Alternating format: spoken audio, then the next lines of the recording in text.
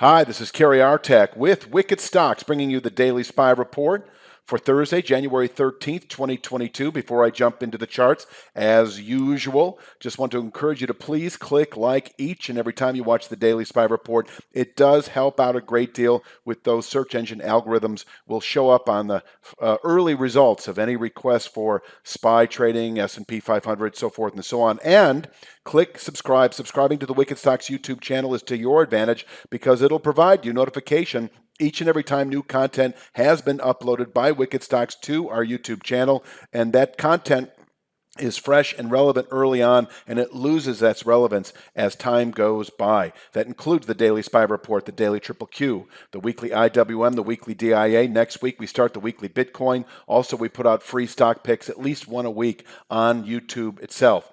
Let's jump into the charts. Just want to sort of remind you of kind of the 2 to 3 week outlook. We have resistance up above. I'm just going to sort of summarize it at 480.81, and support down below that really begins at 454.92 and ends at 452.36. I'll get to that in a moment. So that is kind of our 2 to 3 week bracketing. And inside that, right now, based on yesterday's high, that is Wednesday's high against Monday's low, the 3-day swing here, half back is 464.90. And I like 464.90 because it's sort of it's an approximation also of the high of Monday's low, the low settlement price that was put out for the week itself, for the move to the downside following that high in late December.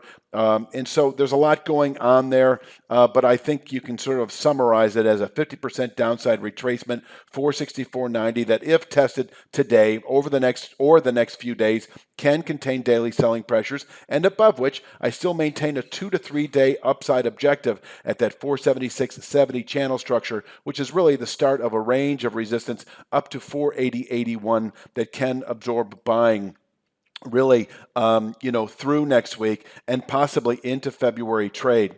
Let's take a look at the support and resistance for today. I've got intraday pivot points, soft pivot points I call them, bracketing the market 473.54 above, 466.85 below. We almost tested 473.54 today. Well, I think it was 473.20 was the high, and I had 473.54 as a minor point only.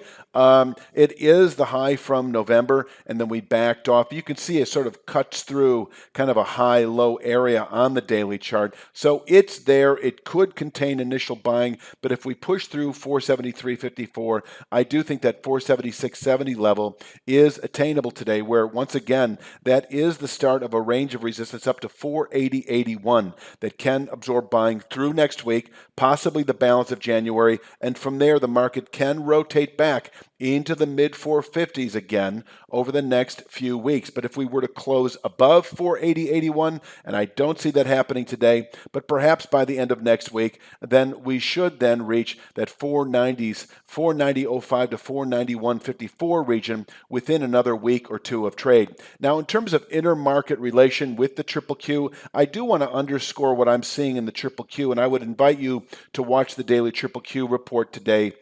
We did on Monday test long-term support in the Triple Q that today is at 370.13. That is a long-term channel bottom. Once you test the channel bottom, the market can, within several months, within a month and a half, reach the channel top at 421.01. There is a meaningful pivot point inside there at that descending channel top at 399.98. That is sort of a kind of a bull flag, if you will. That descending flag at the top of a move is typically a setup for longer-term bullish continuation. But for those of you who trade the 2 to 3 week time frame, that 399.98 is an opportunity to go short into later January, early February, because from there we could fall back into the low 370s. The point I'm making here, I guess, and I probably shouldn't confuse you with Triple Q analysis, is that I think it's probably a matter of time before we push up and over 480.81. And so the best thing to do, of course, is either bottom pick the 450s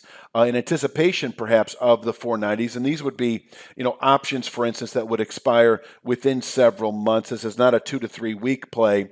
The 2 to 3 week play is in the low 480s, where you could buy puts, for instance, in the 450s. And even the 2 to 3 week time horizon there, you've got time decay that will play out. And so you could fall all the way back into the 450s within several weeks, and those options could expire worthless. So I would suggest options that expire at least 3 weeks out, probably more like a couple of months. And that way you're not getting into that time decay element. Anyway, I digress substantially here. Let's continue on with the analysis for today. Downside, I've got 466.85. That is a 3/8, by the way, downside retracement over the last 3 days. It can contain initial selling, possibly daily lows. This is very well suited for aggressive day traders. But if we break 466.85, I do think that 464.90, 50% retracement is likely within the day, where we can place a daily low, and as I say, above which we should push into the low 480s by the end of next week or sooner. Now, if we do close today below 464.90, good weekly high, I think we're then ripe for a retest. Maybe tomorrow. Fridays can be volatile days. But I would say within 2 to 3 days anyway of that 454.92 channel bottom. We came close to testing it on Monday. It is really the beginning of a range of midterm support down to 452.36 that can absorb selling through February trade, and above which you can certainly make a bullish case for this market as we continue, into February trade. The 490s in reach, I'd say, over the next 3 to 5 weeks, but we do need to get up and over that 480.81 level in order to clearly indicate the low 490s and rising within a matter of a week or two. I'm going to leave you with the support and resistance for today. Make ample use of it. You can print it off your smartphone, your desktop, whatever the case might be. And please click like each and every time you watch the Daily SPY Report. I'll be back tomorrow for Friday's Daily SPY Report. You have a great day, and we will talk soon.